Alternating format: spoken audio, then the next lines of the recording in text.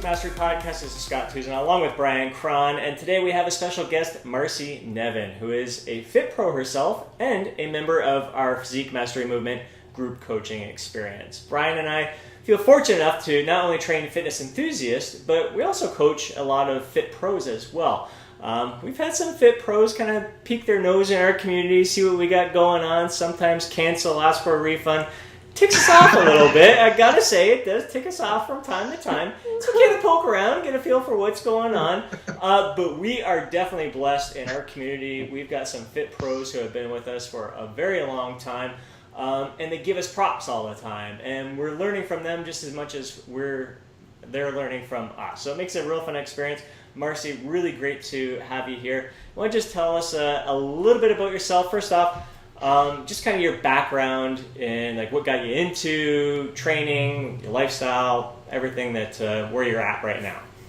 Sure. Well, thanks for having me, guys. I'm really excited to be here. So I'm Marci, born and raised in California. And what got me into this lifestyle was, I think it's interesting because a lot of people who get into the fitness industry seems like they came from a place of not feeling very good about themselves at some point. So I remember being 12 years old and being really insecure with how I looked. I hated my legs, and I was like, I wanted to do whatever I could to lean them down because we would be, going on vacations and I wouldn't want to get in a bathing suit and all this. And I mean, that started, like I said, at 12 years old. That's pretty young. So I have memories of over the summer buying this product, which you guys probably have never heard of, called The Firm.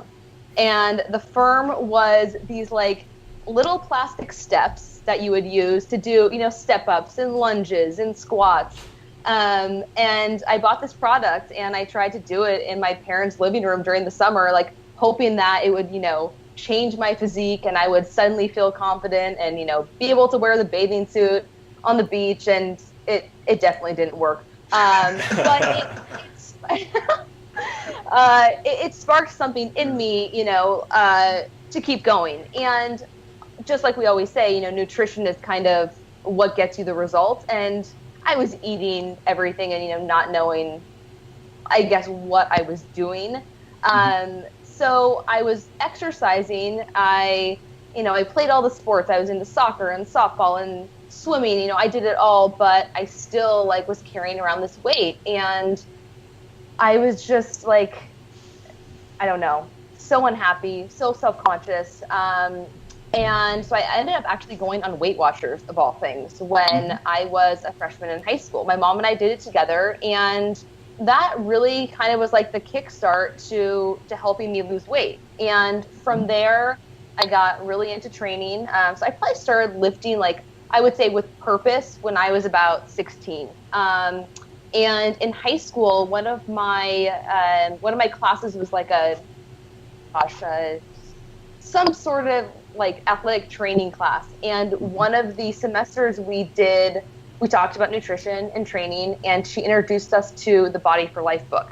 So that's really, little Bill Phillips, right? Yeah. So I had to really start doing the 6 meals a day, lifting weights, doing interval training, all of that. And yeah, I definitely got some results. I graduated from high school feeling good about myself. And then I went off to college, and that's where things kind of got crazy, and I got really, really strict about it. So I was, rather than going out and partying with my girlfriends, I was in my dorm room, reading T Nation and Figure Athlete. And, but yeah, so ever since then, I had this love of training, and it's just kind of evolved. And when I was in college, I got my personal training certification because I was like, oh, well, maybe, I can fall back on it one day if I ever need it, if I'm in between jobs or whatever.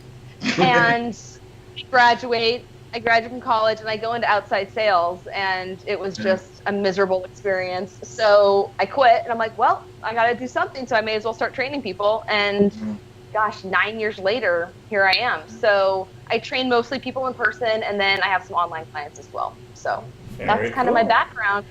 Yeah. That's excellent. Very cool. And so what intrigued you about the Physique Mastery movement? What, being a coach yourself and kind of knowing what you're doing out there, what got you wanting to get coaching yourself? Right. So various things. I have worked with a coach in some capacity, probably for the past, I would say 10 years. So soon after I graduated from college, a friend of mine was a former bodybuilder, so he helped me with some things. And then once I kind of felt like, oh, I'm not paying the guy, I don't really know if he's like putting all the effort into it, I ended up like actually hiring somebody who I worked with for probably about a year. And really just because I wanted to take my physique to the next level, and I didn't really feel like I had the knowledge at the time to do it myself. Also, when you're training other people all day, the last thing you want to do is put, the mental energy into your own program. And I'm definitely an overanalyzer, so I will spend tons of time on other people's workouts, but I will also do the same thing with myself, like go down the rabbit hole of trying to figure out, the perfect plan and the perfect nutrition protocol.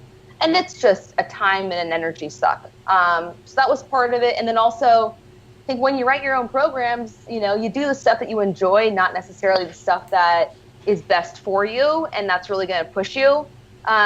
So yeah, I've worked with various coaches, and a lot of it started with more like hypertrophy training, bodybuilding, that kind of stuff. And then I kind of fell into the, wanting to be stronger.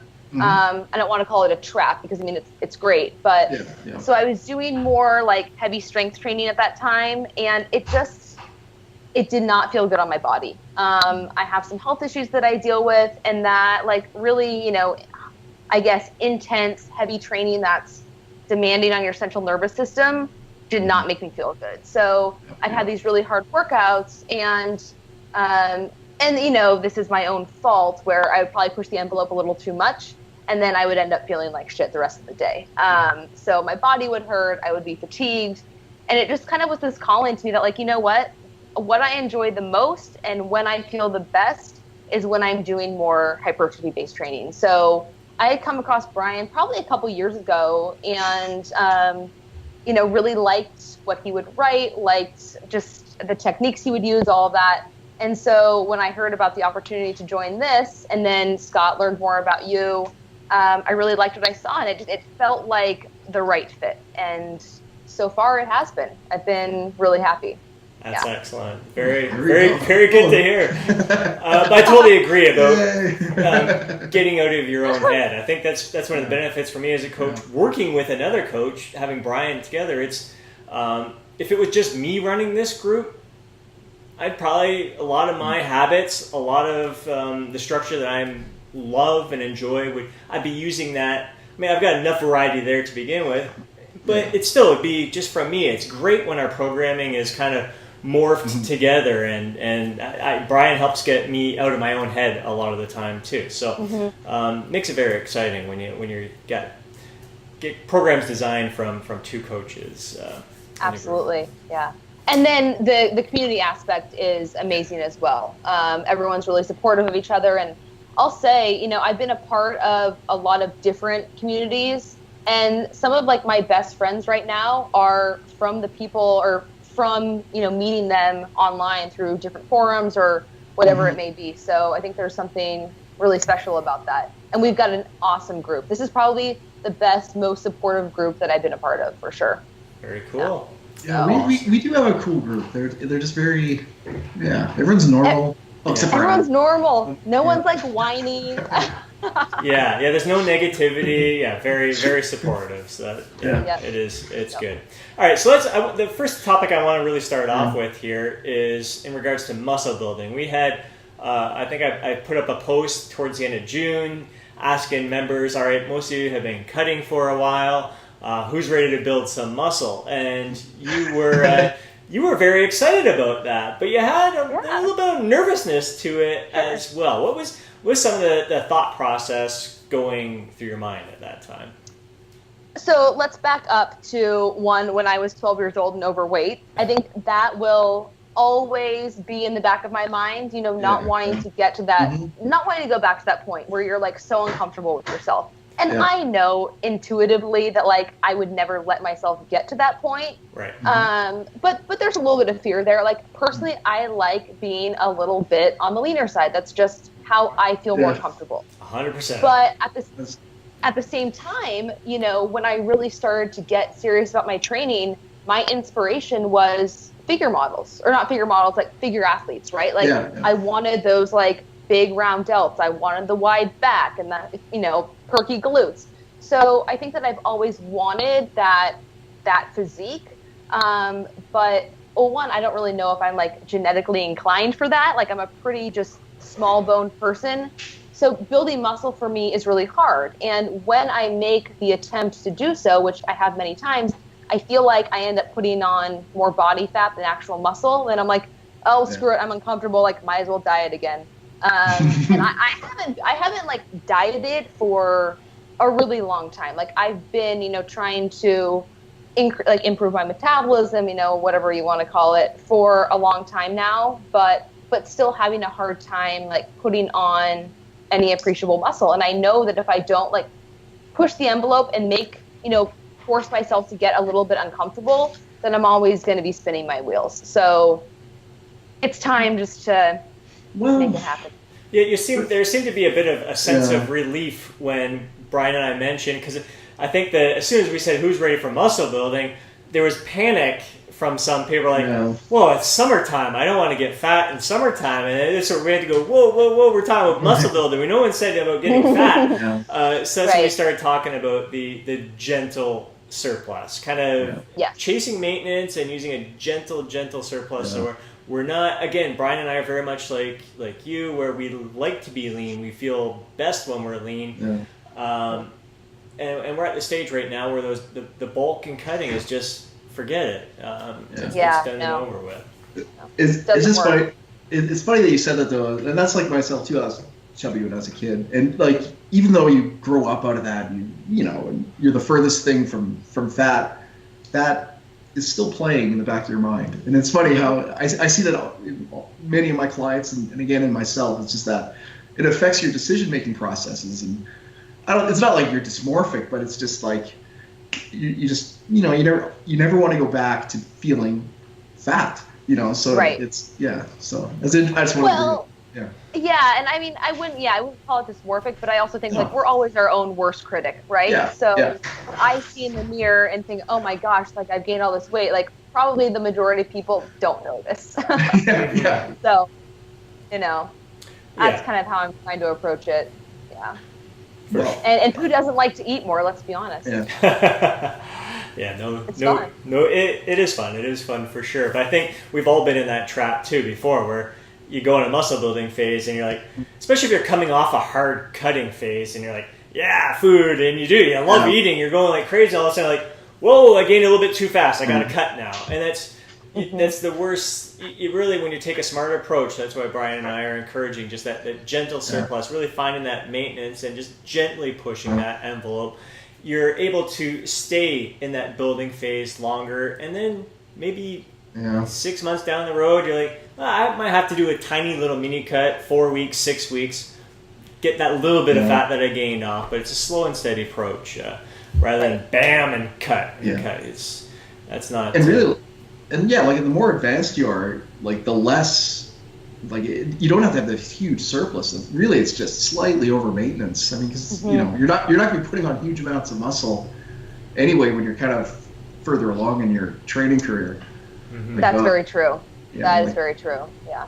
And so I mean, I've come to accept that. It's not easy. It's not. No.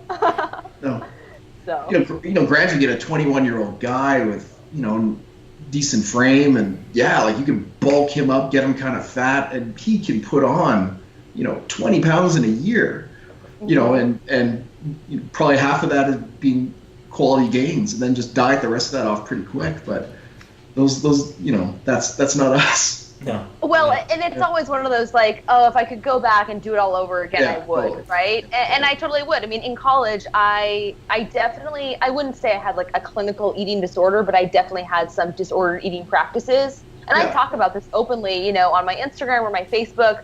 I mean, I was eating egg beaters with like mustard, and I can't believe it's not butter spray, you know, because I was afraid of gaining body fat. Like here I was trying to build muscle and thinking that I was doing everything to do that, but not supporting it with my nutrition. And I'm like, you know, if I had lost the weight in high school so that I was like fairly lean, and then really put the time and energy into training hard and supporting that with proper nutrition. Like, you know, where could I be right now? So, but coulda, shoulda, woulda. So you learn from your mistakes and just help people, hope that you help others not to repeat the same ones. So true. Yeah, so definitely. True. All right, you mentioned that you had a question in regards to training with us. Yeah. What? So my question would be, like, right now we're following a 6-day split, which I actually like because, I mean, it's a lot, and I could definitely be in the gym 6 days a week, but sometimes I feel like maybe I get a little bit, you know, burnt out, and as I referred to earlier, some health issues that maybe make it so I shouldn't really be training 6 days a week. I feel like for me, 4 is more the sweet spot, and I know you guys have given us recommendations for how we could approach that.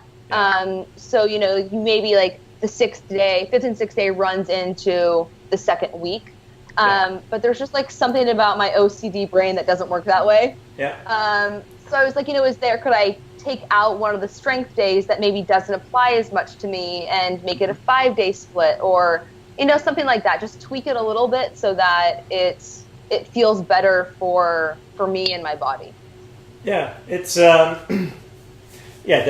I think that's one of the things that we pride ourselves on in our group coaching. It's kind of a fine line. Like, you don't want to step into the realm of too much modification to a program, because then it becomes more like one-on-one coaching, which is more time consuming. And but we try to have as much built-in flexibility to cater to everyone's lifestyle. We encourage you to fit our plans to your lifestyle rather than try to force your lifestyle to fit our plans. And we've run into the same problem before whenever we do a 6-day plan. There are some people who are like, it's a 6-day plan, and like, oh my God, I've got to get in these 6 workouts in a week. If I don't, I feel like a failure, like I didn't complete something. But we really encourage our members to not look at things in a calendar week type sense. So we definitely give the recommendations based on how many days a week you want to fit in there. I'd say if there is a workout that isn't as applicable to you, it's easy to drop that if you want to. Easy enough to work in there. I think you had mentioned that you wanted to build your glutes up a bit more. Who doesn't want to build their glutes up more? Give me that booty. No, that's something you could easily. You don't have to modify the plan itself. That's something I'd throw in extra. You can even do that. Oftentimes, what I've done over the years coaching clients is just have them do 10 minutes of glute work at home. I find glute work is easy to do at home. So 10 minutes first thing in the morning or later on in the day, it's easy to kind of do it on top of the workouts there. Right. Well, I mean, I've definitely been a disciple of Brett Contreras for a long time. So, you know, I think maybe part of it is like me being brainwashed a little bit, but, you know, coming from doing years of 4, 5, 6 days a week of glute training, you know, sometimes 7, that when I see a program that has less volume dedicated to glutes, I kind of freak out. I'm like, gonna lose all my gains, you know? So and that's why we do have the glute specialized program and the calf specialized program and the ab specialized program, especially glutes and calves. I mean, there's some guys who you train them every day. I love training. I need to train them often. But there's others in the group who are like, my calves are enormous. I don't need to train them. I don't want to touch another calf. So rather than put calves in the program, we have the specialized plan. If you need to build your calves, here's this and a guideline for how often you can train them per week. Glutes, definitely a body part that you can hit frequently. So the glute specialization, there's lots of different workouts in there that you could hit basically 5 days a week if you really wanted to. Right. And when I was doing that, like I was using some of those workouts, or even, you know, putting a little bit of like a glute finisher on the end of an upper body day, and that seemed to work really well. So that's something I do with female clients all the time. Like a little bit of glutes every day. Whether it's, even Brett would say this, like you need a lot of variety, different